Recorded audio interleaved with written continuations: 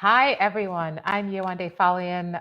For those who don't know me, I'm a former McKinsey consultant and Morgan Stanley VP turned founder, CEO, and certified leadership coach. Super excited to be live with you all today. If you're live, just send a message so I can see that you're live. If you join later on, just put a hashtag replay so I know with any questions that you have.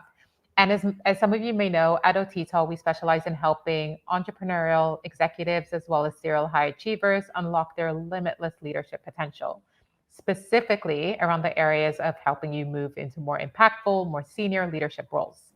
And today, in this Q&A, I'm going to be answering the question which was posed: how do high-performing leaders deal with the fear of the unknown? And fear is a topic that comes up with every single client that I've ever worked with, and also current ones that I'm with, and also for myself. And it's not surprising, right? For me personally, I work with clients on their biggest challenges and their most exciting goals.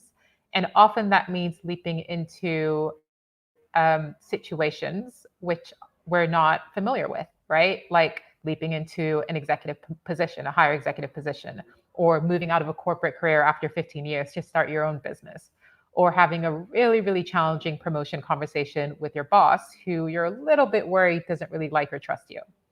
So it makes sense, right? Those things can bring a lot of fear in even the most seasoned executive or professional.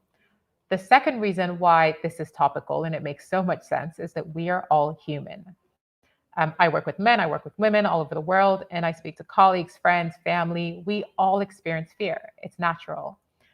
But it's important to deal with because fear is the strongest, most limiting barrier to achieving our greatness. And anyone who knows me, I love a challenge, and the people who I work with love a challenge. So when you're thinking about achieving your greatness and achieving those barriers, fear is the strongest thing that could hold us back. So I'm going to share two things. First of all, in answering that question, first of all, how can you reframe your understanding of what fear is to your advantage? And then secondly, I share a really simple exercise that you can do to release that fear holding you back, especially in situations where you're dealing with the unknown. So what is fear? We often just think it's this feeling that comes up that we all deal with, and then you go, yep, I feel fearful, nothing I can do about it. But when you really want to unravel it, we really need to face it. So the way that I define fear is that it's the anticipation of a negative outcome. And of course, that's not my specific definition. It's a combination of lots of different things. But the key there is anticipation. Anticipation basically means a projection of the future, of something that's not happened yet. So while the feeling of fear is very real in the moment, the things that we're afraid of are actually not real. They are a projection of what we think is going to happen in the future. So the example that I often give is if you happen to be, I don't know why, but if you're sitting in a room right now and suddenly a lion crawls or walks in or stomps in, I don't know what they do, um, you may feel fear. But here's the thing, you're not actually scared of the lion. You're scared of what it might do to you in a second or in 2 minutes or at some point in the future. And just because, and actually, I'll give you another example in a similar way. When we think about that goal that we want to hit, it's very similar. If you're thinking about having a really critical conversation with your boss, maybe around your salary, around your package, around your promotion, if you're fearful of that, you're not actually fearful of your boss. You're not fearful of that moment. You are scared of what you think might happen either during the conversation or after the conversation, or even maybe in a few months' time when you're looking at whether or not it resulted in that promotion. So while the fear and the feeling is real, the things that we're thinking of that create that fear are not real because they really are looking at the future. Leaders, high achievers, executives are often afraid of a lot of things, right? Fear of failure, sometimes fear of success, fear of embarrassment, fear of uncertainty, fear of making mistakes, fear of not being good enough. And again, it makes sense, especially for high achievers who hold ourselves to a very high standard. But as I often say, just because it's natural does not mean it's necessary. So what can we do about it? Here's a really, really quick, simple exercise that I often do and my clients do, and I have no doubt will also help you. Face up to the fear, to this thing which we're thinking of that's creating the fear. So ask yourself the simple question: what is the worst that could happen in this hypothetical future? And get really specific. So this isn't a what's the worst that could happen, and then you move on.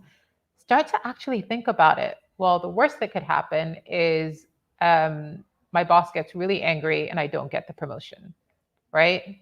From A to Z.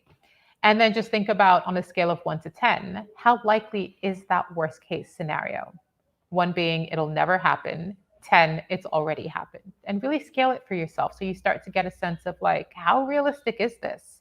How realistic that one conversation may create so much anger in your boss that it completely ruins your chance of ever getting promoted, right? Scale it for yourself.